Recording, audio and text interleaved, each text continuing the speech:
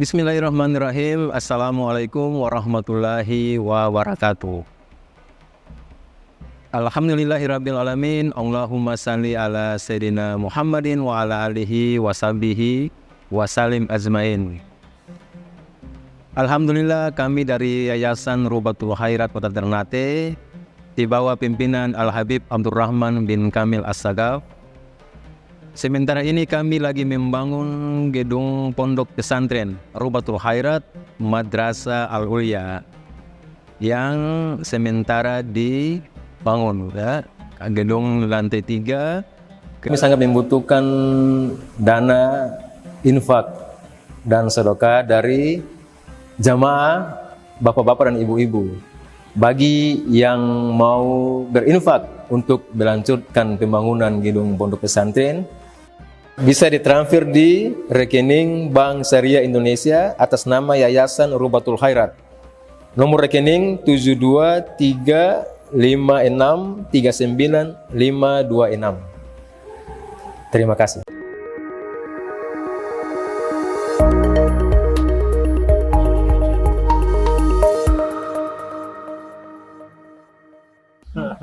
Tahun beberapa bulan yang lalu, tahun kemarin ya, insyaallah.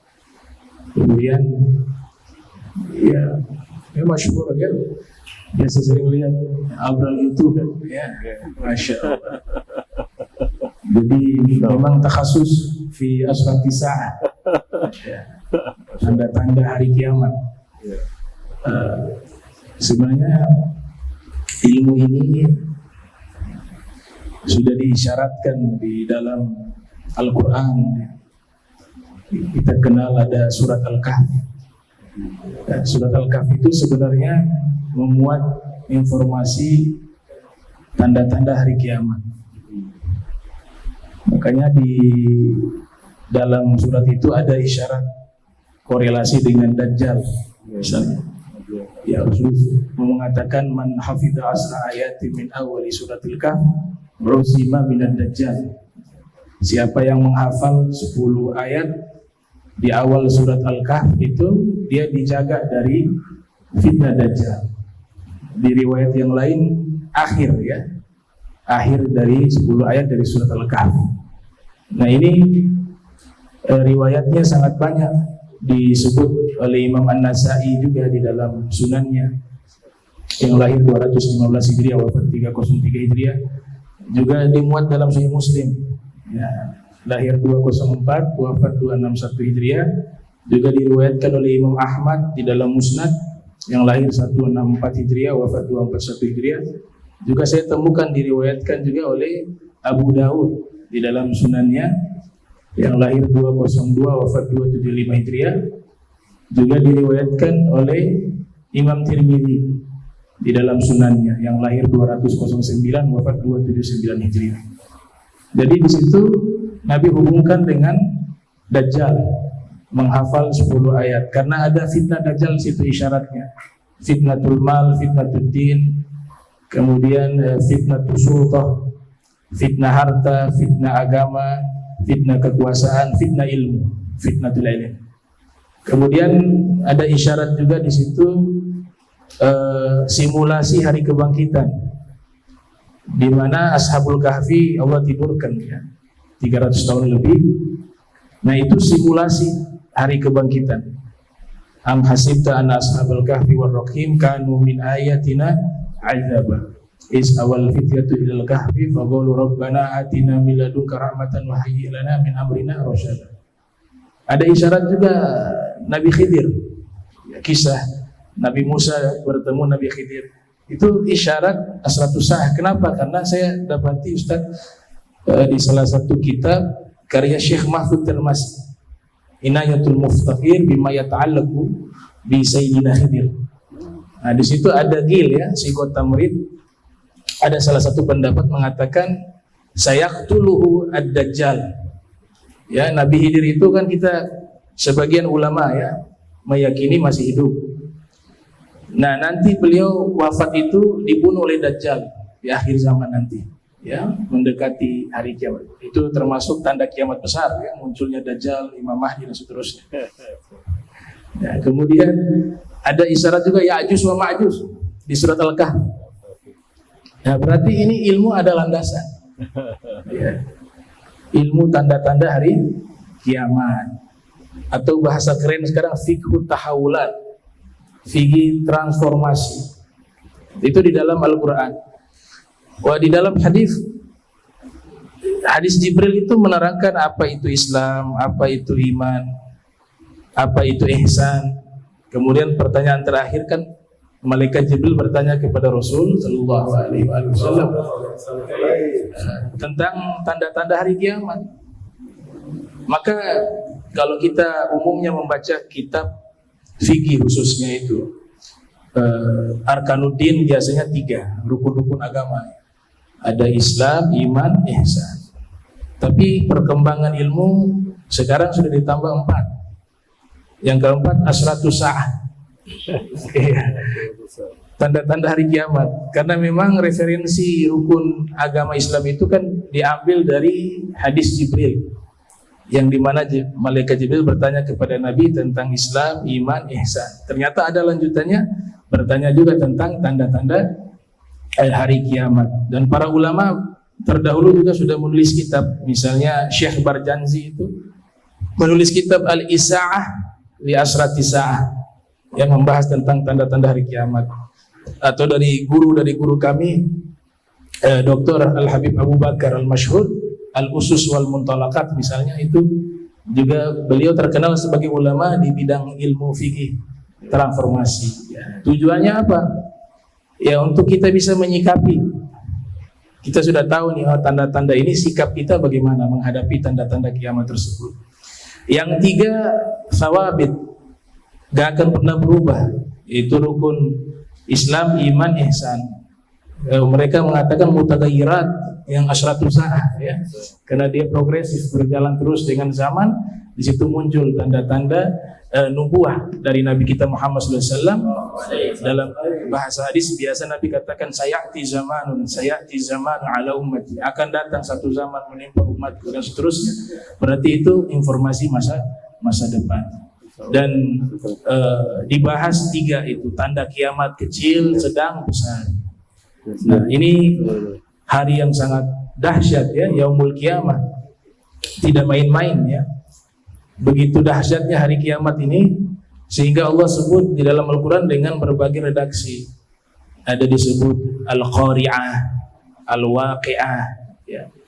Kemudian Yaumuddin, Yaumul Qiyamah. Namanya banyak karena hari ini dahsyat. Hari kiamat itu amat dahsyat, sehingga diberikan istilah dan nama yang sangat banyak di dalam Al-Quranul Karim. Bahkan Al-Hafiz Ibnu Katsir, ya, yang lahir tahun 701 Hijriah, wafat 774 Hijriah, menulis kitab berjudul Ahwalu Yaumil Qiyamah. Ahwalu Yaumil Qiyamah. Artinya hal-hal yang mencekam yang terjadi di hari kiamat. Tapi insyaallah yang baik, ya, insyaallah ini dipermudah oleh Allah Subhanahu wa taala. Ma ba'dahu aisar, kata Nabi Muhammad SAW, ya, orang yang baik, yang soleh, meninggal husnul khatimah, semua dimudahkan oleh Allah Subhanahu wa taala sampai dia masuk ke dalam surga. Cuma ini tadkhir, ya, kadang-kadang kita manusia lalai. Makanya penting sekali nih ilmu ini nih, ya, untuk mengingatkan bahwa ada tuh hari kiamat, ya, jangan sampai lupa tuh ada hari kiamat. Bahkan Nabi mengisyaratkan dalam hadis riwayat Imam At-Tabrani yang lahir 260 Hijriah, wafat 360 Hijriah, di dalam mu'jamnya, syayyabatsni Hud wa akhwatuha, ya, surat Hud dan saudara-saudaranya itu membuat rambut saya beruban. Jadi kenapa hadis itu Nabi katakan surat Hud dan saudara-saudaranya adalah Al-Waqi'ah, di situ ada At-Takwir, ya, Amma yatasa'alun juga di situ masuk, karena isinya itu informasi hari kiamat. Nabi mengatakan kalau saya baca surat Hud dan saudara-saudaranya itu membuat rambut saya beruban.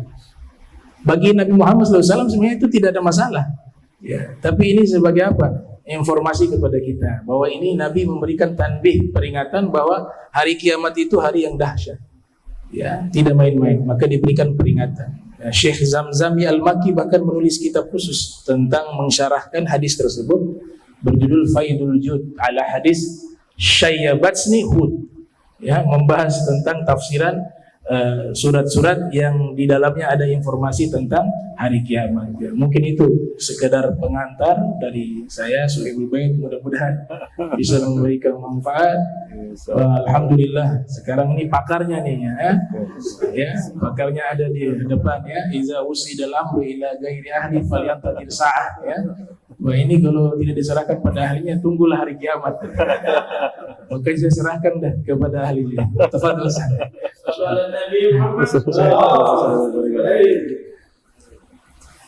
Bismillahirrahmanirrahim. Assalamualaikum warahmatullahi wabarakatuh. Waalaikumsalam. Alhamdulillah, alhamdulillah, wassalatu wassalamu ala rasulillah wa ala alihi wa sahbihi wa mawala. Masya Allah, bukan memakan mishnah yakin wa la hawla wa la quwwata illa billah. Allahumma shalli wa sallim ala habibina wa nabiyina Muhammad ya Allah wa alihi wa sahbihi wa mawala. قال الله تعالى في كتابه الكريم بقوله يهتدي مهتد أعوذ بالله السميع العليم من الشيطان الرجيم من حمزه ونفخه ونفثه يا أيها الذين آمنوا اتقوا الله وانزلوا نفسا ما قدمت واتقوا الله وخبروا بما تعملون. Satu kehormatan bagi saya dan teman-teman bisa hadir di rumah yang mulia ini, Bapak Habib Abdurrahman Asagaf. Bin Kamil Asagaf.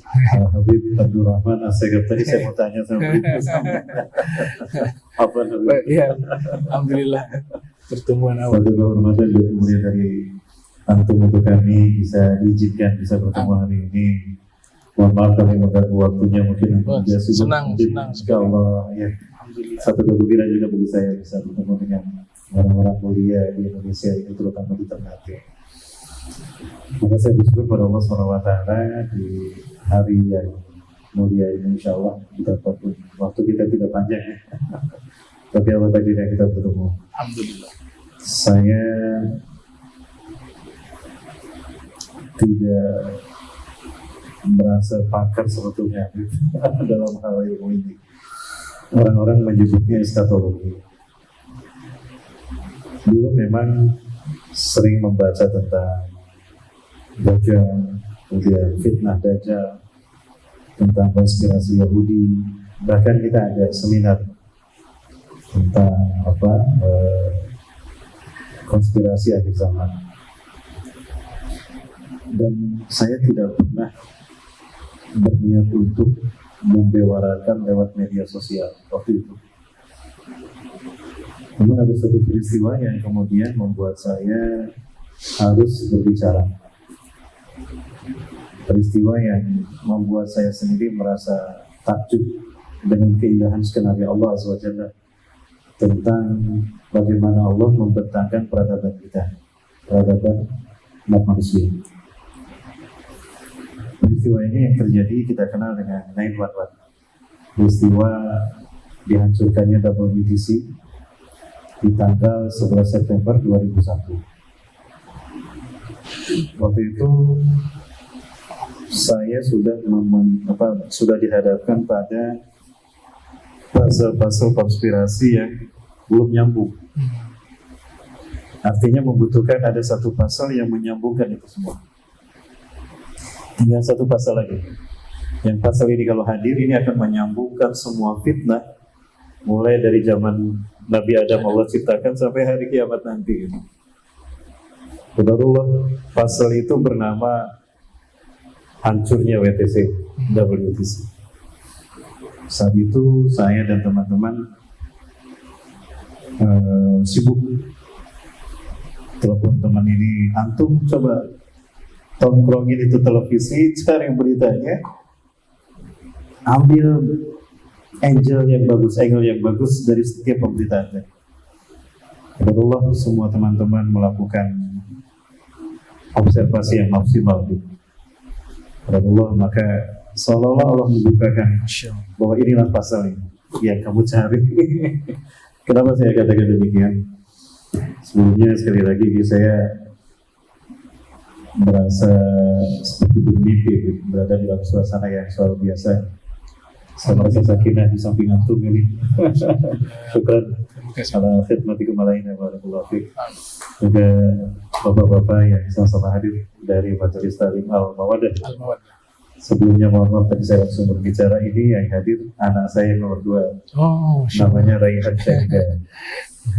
Beliau saya minta untuk menjadi tim media saya. Sebetulnya permintaan ini sudah saya minta dari dulu, tapi dulu belum paham, sekarang baru paham. Iya, kalau yang sampingnya lagi mungkin Habib udah kenal ya. Jadi ketemu saya. Ini mah orang sini gitu. Cuma bahasanya bahasa Sunda gitu.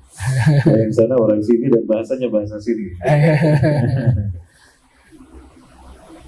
Yang kami teliti pada saat itu adalah, pertama, kenapa harus terjadi di pagi hari? Kenapa harus terjadi di pagi hari? Yang kedua, kenapa harus terjadi di tanggal 11 September?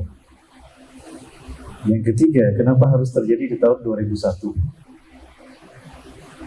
Kemudian kami lihat juga modus pemberitaannya, banyak keanehan dan keganjilan,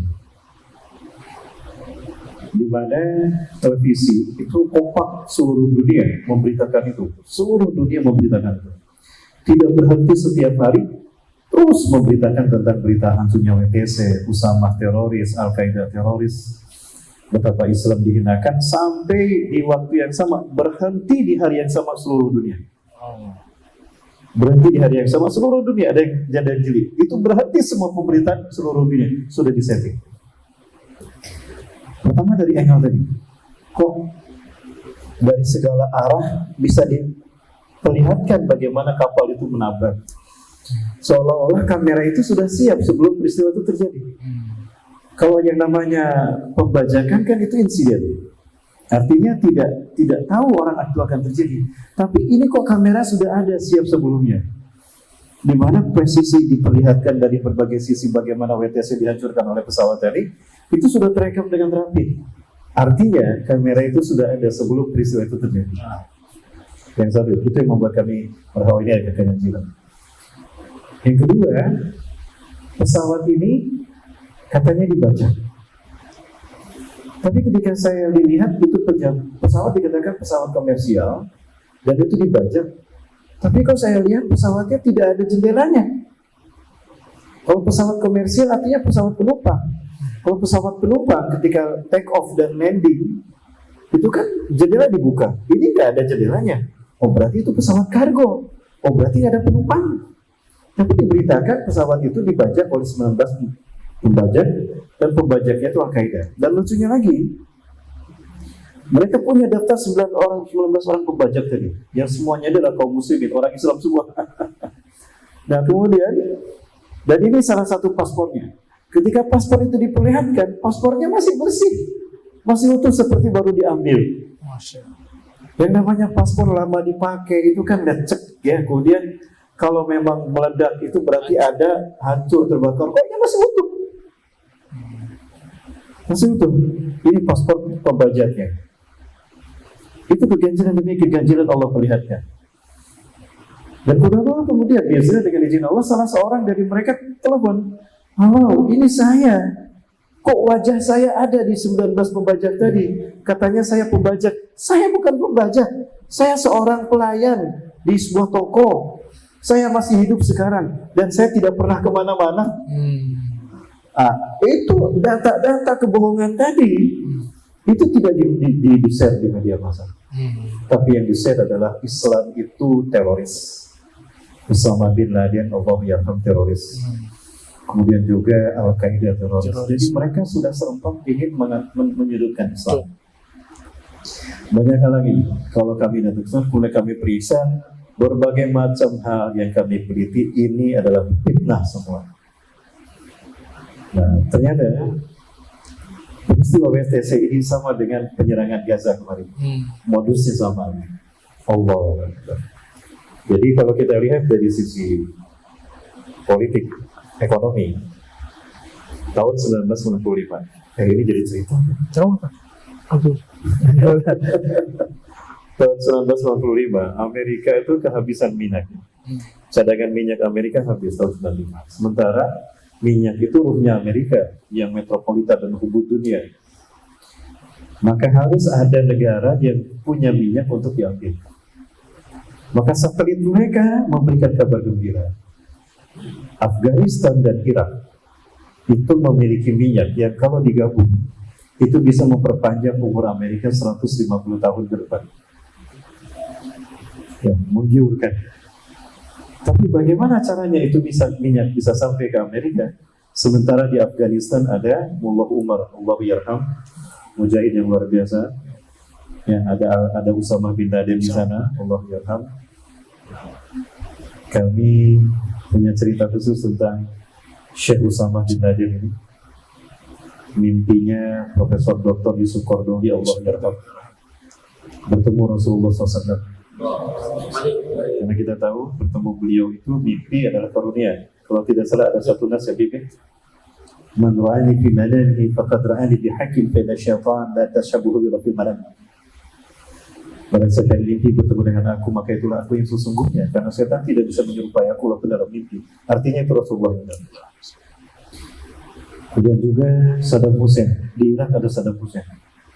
Dan Saddam Hussein adalah presiden yang berani melawan Amerika dan Israel sebagai teroris di saat, mohon maaf, negara-negara Arab bungkam. Diam. Gimana caranya? Dihancurkanlah WTC, difitnahkanlah kepada mereka.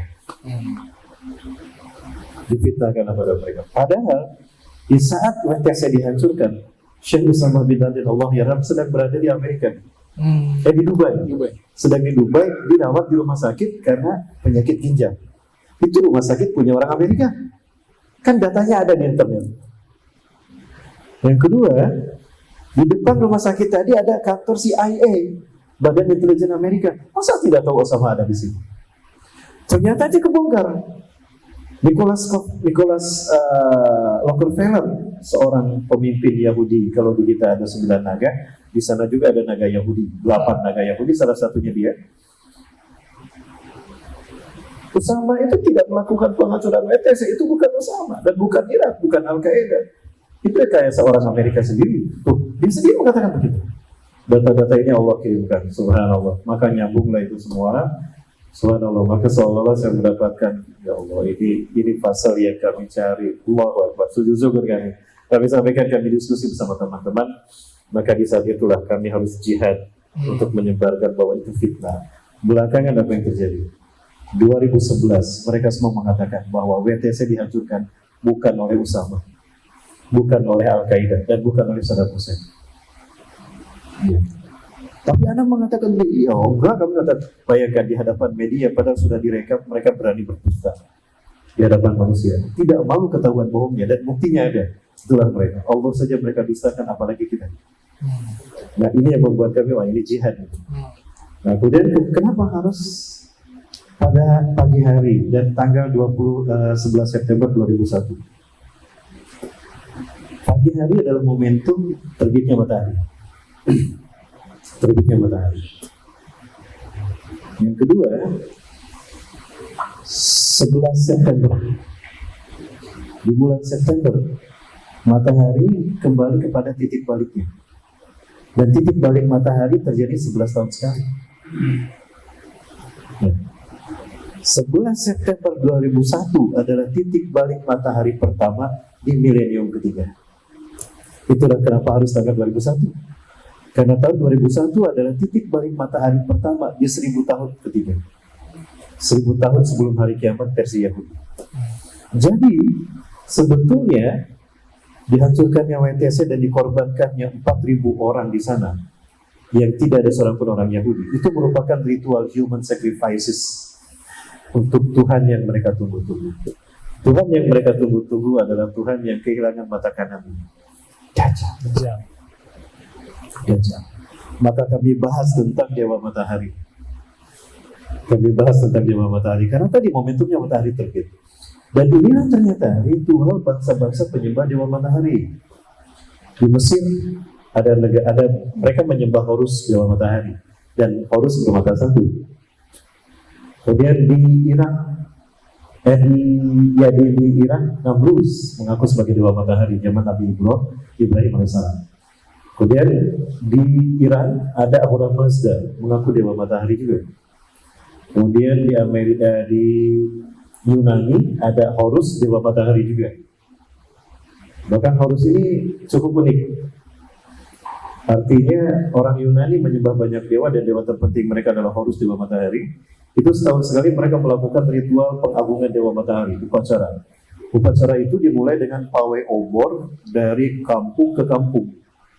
Silih berganti, pawai obor dari kampung ke kampung sampai ke Bukit Olympus. Sampai di Bukit Olympus mereka serah terima obor tadi kepada raja, pada kaisar mereka.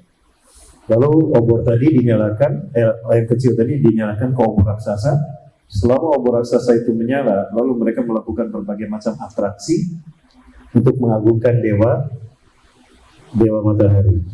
Atraksi itu dilakukan di Bukit Olympus, yang kemudian dikenal dengan Olimpiade.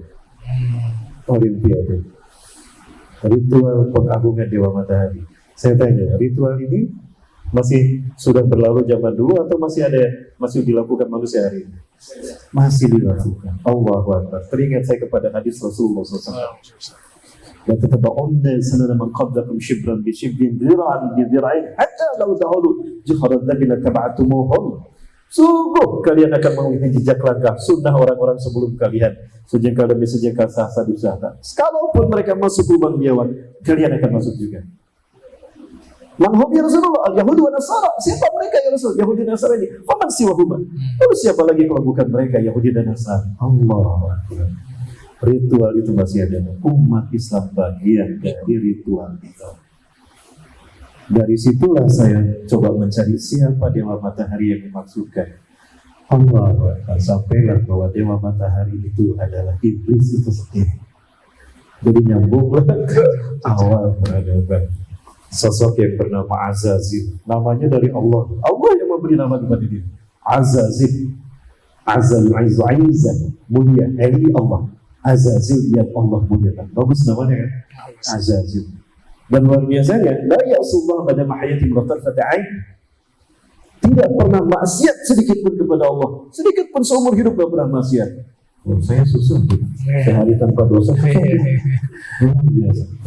Sehari tanpa dosa bisa kita? Susah. Ustaz jangan lupa nanti maulid Nabi di masjid saya. Siap-siap Pak Haji, saya hadir. Ustaz jadi imam juga. Siap Pak Ustaz, saya hadir Pak Ustaz. Dari rumah tuh, aduh harus jadi imam sholat isya, surat apa yang harus saya baca? Oh, Al-Qalam. Saya hafalkan tuh Al-Qalam. Jadi kurang ikhlas. Harus jadi imam maulid Nabi udah. Ini Al-Qalam aja saya hafalkan. Murojaah sepanjang jalan. Al-Qalam ya Allah yaskuruna anta bi ni'mati rabbika bimatun ya Allah, cantik sekali. Ya kan, Masya Allah. Sehari bisa kita tanpa dosa? Tidak bisa. Ajazil seumur hidupnya tidak pernah berpuasa. Nah, apa yang menarik dari Ajazil ini? Dia menerima hukum Allah ketika tidak mau sujud kepada Nabi Adam.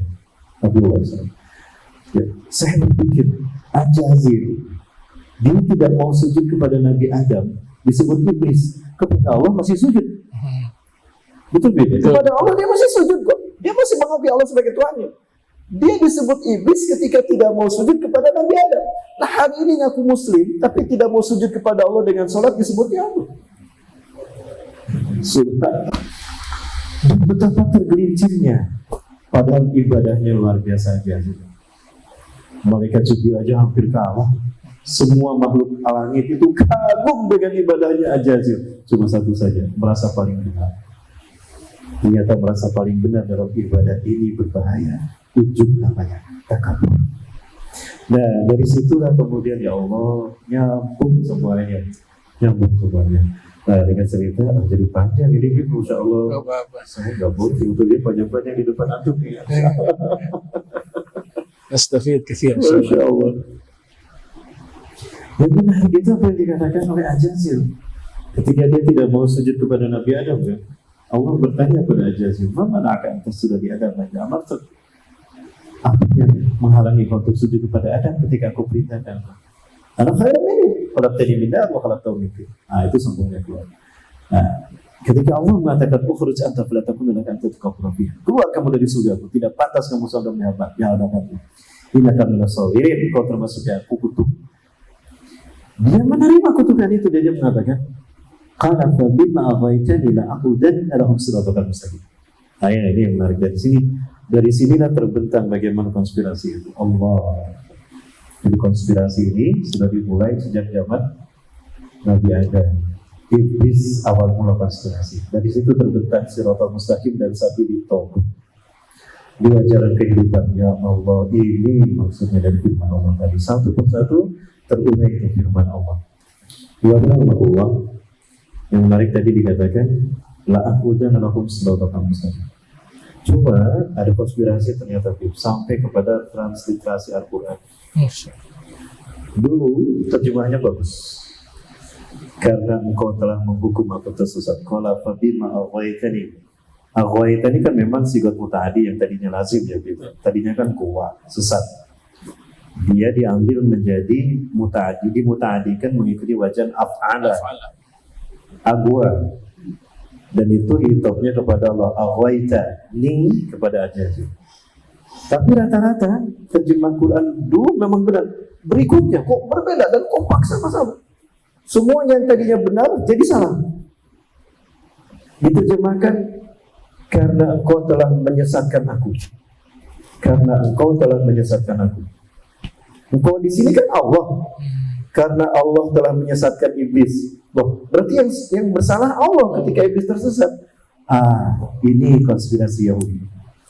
Ternyata Yahudi tidak terima Ajazil disebut iblis. Tidak terima. Maka Yahudi memberikan gelar terbaik untuk Ajazil, iblis. Bukan iblis, tapi Lucifer. Pernah mendengar Lucifer berkali? Nah, ini gelar yang diberikan pada Ajazil. Dari situ ya Allah, satu persatu konspirasi yang dulu saya pelajari buku itu, nah ini buku ini. Allahu Akbar. Nah, dari situlah saya mulai mencari kitab-kitab. Sehingga ketemulah dengan kitab An-Nihayah fil Fitan wal Malahir, Al-Hafiz Ibnu Katsir rahimahullah, Al-Bidayah wa Nihayah, dan juga Qasasul Anbiya wal Mursalin, Atlas Tarifil Anbiya wal Mursalin, dan Syekh Sami bin Abdullah Al-Maghruz, hafizahullah. Kitab Nihayatul Alam, Al-Habib Muhammad bin Abdurrahman Al-Arifi dari Saudi Arabia dan Mekah. Kemudian juga kitab Al-Mawsu'ah fil Fitan wal Marimah Sunnah Dr. Muhammad Ahmad Al-Mubayyad Syekh dari Syam. Allahu Akbar. Dari situlah kemudian kami berbicara masalah akhir zaman, masalah fitnah-fitnah tadi, termasuk yang Siratal Mustaqim tadi. Selama ini kita memahami Siratal Mustaqim itu apa, Pak? Jalan yang lurus, itu arti bahasa. Lalu konkretnya apa? Dan kenapa Ajazil mengatakan la aqudanna, dia sungguh-sungguh pakai lam taukid dan taukid sakila, la aqudanna, sungguh aku akan halangi manusia mereka dari jalanmu yang lurus, Siratal Mustaqim. Apa maksudnya? Baru terbuka lagi dalam Al-Quran. Surah Ali Imran 51, Maryam 36, kemudian Yasin 60, 61. Ya, Inna Allah Rabbi wa Rabbukum fa'budu hada siratul mustaqim. Inna Allah Rabbi wa Rabbukum fa'budu hada siratul mustaqim. Sesungguhnya Allah Tuhanku dan Tuhan kalian, sembahlah Allah, inilah siratul mustaqim. Oh, siratul mustaqim itu tauhid, menjadikan Allah sebagai satu-satunya Tuhan yang disembah. Kan kalimat itu. Inna Allah Rabbi wa Rabbukum fa'budu hada siratal mustaqim. Allah itu Tuhanku, Tuhan kalian, sembahlah Dia. Inilah siratal mustaqim. Jadi siratal mustaqim adalah menjadikan Allah sebagai satu-satunya Tuhan yang disembah. Oh, berarti apa maksud Ajazil? Karena engkau telah menghukum aku tersesat. Nah, itu terjemah yang benar dulu. Saya kembalikan pada terjemah yang benar. Karena aku telah menghukum aku tersesat, aku terima. Tapi akan aku halang-halangi mereka dari siratal mustaqim. Artinya akan ada sosok lain yang disembah selain Allah. Allahu Akbar. Oh, itu. Dicarilah dalam sejarah. Ternyata yang disembah selain Allah itu tadi. Di zaman Nabi Ibrahim, Namrus mengaku dewa matahari. Kan Nabi Ibrahim juga, oh ini matahari lebih besar nih. Inilah Tuhanku. Karena memang pada saat itu Nabi Ibrahim mendapati kaumnya menyembah dewa matahari. Di Iran ada Ahura Mazda, di Persia, kemudian di Yunani ada Horus, dewa, semuanya dewa matahari. Di Mesir ada Horus, ada Helios di Yunani. Di Jepang ada Dewi Amaterasu, itu dewa matahari semua. Dan dunia mengenal dewa matahari lahir 25 Desember. Dan itu dihitungkan, difitnahkan kepada Nabi Isa alaihissalam. Dari situ kita harus belajar Nabi Isa. Oh, ternyata Nabi Isa tidak lahir 25 Desember. Lalu siapa yang lahir 25 Desember? Dewa Matahari. Lalu siapa Dewa Matahari tadi? Allah Akbar. Sekalian, matahari adalah bintang yang terdekat ke bumi kan? Dan di matahari itu bagian tubuhnya yang terbesar adalah api. Dan api adalah bahan penciptaan jin. Berarti Dewa Matahari ini jin. Siapa jin yang dimaksud? Ajajin. Jadi iblis bersama iblis mengatakan mereka akan menyembahku, bukan hanya menyembahku. Allah Akbar. Tolong dijelaskan. Tidak benang merah. Bayangkan hanya dari radiasi semua itu Allah Akbar. Fitnah-fitnah ini. Kenapa harus di pagi hari? Karena di momentum Dewa Matahari terbit. Ternyata semua bangsa yang menyembah Dewa Matahari itu mengagungkan Dewa Matahari dengan mengucurkan darah manusia. Ritual human sacrifices. Jadi WTC itu sebetulnya mengorbankan 4.000 nyawa manusia untuk Dewa Matahari. Kenapa? Karena itu pas di titik balik matahari pertama di milenium ketiga. Dan milenium ketiga adalah tahun berdirinya singgasana Mesayah di muka bumi. Maka apa yang terjadi? Harus segera dibuat istananya. Di mana istananya? Di jantung dunia. Dan jantung dunia itu bernama Palestina. Sehingga mereka mengatakan, there is no need for the world without Jerusalem. Tidak ada artinya dunia tanpa Yerusalem. And there is no need for Jerusalem without Haikal Solomon Temple. Dan tidak ada artinya Yerusalem tanpa istana Solomon Haikal Solomon. Nah, berarti mereka ingin mengambil Palestina. Dari mana mereka? Di mana mereka akan mendirikan istana? Pas di Masjid Al-Aqsa. Maka Al-Aqsa harus mereka hancurkan dan mereka ganti dengan istana Solomon, Haikal Solomon. Itulah istana Dajjal. Allahu Akbar. Beberapa kali kami sholat di Masjid Al-Aqsa. Itu masjid-masjid meraung-raung. Sampai sholat isya kami terganggu, sholat subuh kami terganggu. Non-stop mereka bersepakat. Ternyata di belakang, di bawah Masjidil Aqsa mereka membangun 300 terowongan. Hari ini di bawah Masjidil Aqsa ada 300 terowongan. Tujuannya apa? Kalau ada gempa skala 6 skala Richter saja hancur, akan segera dihancurkan, buru diganti dengan Haikal Solomon. Kalau istana itu berdiri, barulah Mesayah yang mereka tunggu-tunggu datang. Subhanallah. Dan tanda-tanda Mesayah itu datang menurut keyakinan mereka sudah terjadi. Apa itu yang terjadi kan? Walaupun banyak yang tidak terjadi dan itu membuat mereka kecewa. Yang terjadi adalah kalau para Allah ke Bukit Zaitun, di Bukit Zaitun itu ada altar, ada lambang matahari di situ. Mesayah yang mereka tunggu-tunggu oleh Yahudi, Al-Masih yang ditunggu-tunggu orang Kristen akan berdiri di altar itu. Maka di sana Tuhan mereka akan menyembelih red heifer, sapi jantan berwarna merah. Kalau dulu di zaman Nabi Musa sapi betina berwarna kuning, mereka yang tunggu-tunggu sekarang adalah sapi jantan berwarna merah. Itulah sapi yang akan disembelih oleh raja yang mereka tunggu-tunggu. Darahnya mengalir, itu altar tadi akan dialirkan ke semua arah penjuru dunia. Darahnya itu akan mengalir, tandanya kekuasaan Mesayah akan mengambil alih dunia. Itulah akhir zaman versi Israel hari ini. Kebenaran Allah Subhanahu wa taala, qadarullah dengan izin Allah, sapinya sekarang sudah ada. Red heifer itu sudah ada. Sudah ada. Mereka bingung. Ini sapinya sudah ada, tapi istana raja mereka belum berdiri karena Al-Aqsa masih berdiri kokoh. Mereka tidak tahu kalau Rasulullah mengatakan, Rasulullah SAW menegaskan bahwa Masjidil Aqsa, Masjidil Haram, Masjid Nabawi dan Masjid Tur adalah masjid yang dijaga oleh malaikat. Dajjal pun tidak bisa masuk ke dalam. Artinya masjid ini tidak akan hancur. Allah. Ini membuat mereka gelisah sekarang. Kenapa tidak muncul tidak jadi? Jadi harusnya Tuhan mereka muncul tahun 2000. Karena nyawa manusia sudah dikorbankan, WTC sudah dihancurkan. Nyawa manusia sudah dikorbankan dengan atunya WTC. Harusnya raja mereka datang. Sapinya pada sudah ada. Kenapa raja mereka tidak datang? Lah, mau tinggal di mana? Istananya belum mereka bangun karena Al-Aqsa belum mereka hancur. Kan nggak mungkin raja mereka datang nongkrong di pinggir jalan karena belum ada istana. Ini yang membuktikan kebenaran Islam. Dan qadarullah terakhir Muhammad foto banyak terakhir Allah. Bayangkan semua konspirasi jahat yang dimulai dari iblis ini, sedang kita melihat, persaksikan kehancurannya. Apa itu tahun ini? Kenapa saya katakan tahun ini?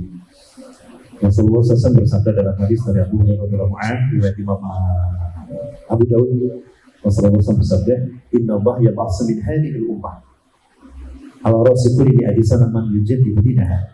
Sesungguhnya Allah akan membangkitkan dari umatku ini setiap 100 tahun sekali, kelipatan 100 tahun sekali mujadid. Bukan Nabi Muhammad, mujadid reformis. Yang tugasnya satu, membersihkan Islam dari paham sesat. Kedua, mempersatukan umat Islam di bawah imamah dan imarahnya. Yang ketiga, membuat Islam memimpin dunia. Yang keempat, membuat dunia aman sejahtera. 100 tahun sekali. Umat Islam yang terakhir memimpin dunia Turki Utsmani, dan Turki berakhir di 1924. Kalau kita bahas 100 berapa? 2024. Sekarang tahun berapa? 2024. Dan Allah Akbar, ya. Palestina berdarah-darah. Dan ini yang saya dengar dari Hamas. Terakhir saya bertemu dengan Hamas di Malaysia. Ketika itu bertemu dengan gubernur yang menjadi salah satu petinggi Hamas. Mereka mengatakan bahwa jihad kemarin 7 Oktober itu adalah jihad terakhir. Palestina merdeka, Israel hancur, atau mereka hancur selamanya. Palestina hilang dari muka bumi. Artinya ini jihad yang terakhir. Dan 2024. Allah. Saya tidak mengatakan ini adalah awal kebangkitan Islam. Sudah dimulai. Tidak. Namun yang menariknya lagi, tadi Habib saya melewati kamar, saya tanya ini Habib Syekh Al-Maliki, Al-Habib Syekh Muhammad bin Alawi Al-Maliki Al-Hasani. Allah yarham. Ramadan kemarin saya bertemu dengan murid-muridnya di Padang Sidimpuan. Berita yang saya dapatkan, saya tanyakan pada muridnya, benar bahwa Syekh ini beliau bermimpi bertemu Rasulullah SAW. Sama dengan mimpinya dari Yaman, Syekh Muhammad Ismail Zain Al-Yamani. Al-Yamani, Allah yarham. Mereka mimpi bertemu Rasulullah SAW.